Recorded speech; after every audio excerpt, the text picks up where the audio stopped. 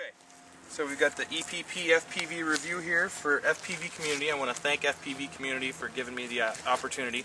I'm Aaron Red Baron on the forums, and I'm flying the airplane with a motor that was available from a local source, which is RC Hot Deals, and it's a 2814-8 with a 50 amp Supo speed control, and the airplane's powered with two 3-cell 2200 milliamp packs in parallel.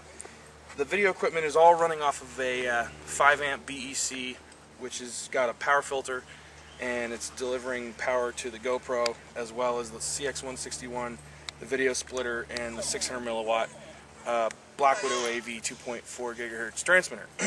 I use a hacked tri-immersion goggles on the ground to fly, and then I have an old Black Widow AV receiver with a good patch antenna, an 8 dBi patch antenna, on my tripod for a MPVR for recording. The airplane seems to fly really well, has no stability issues.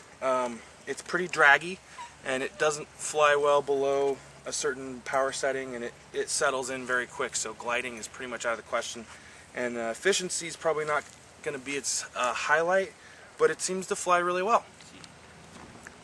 So there's a carnivorous fuselage here that'll fit a 3-cell 5000 milliamp battery or equivalent, or like I'm using here, two 2200 2-cells, and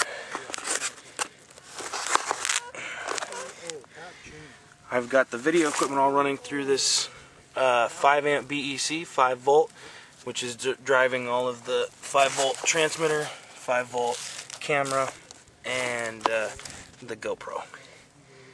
And the rest of the airplane is all running on the speed controls BEC.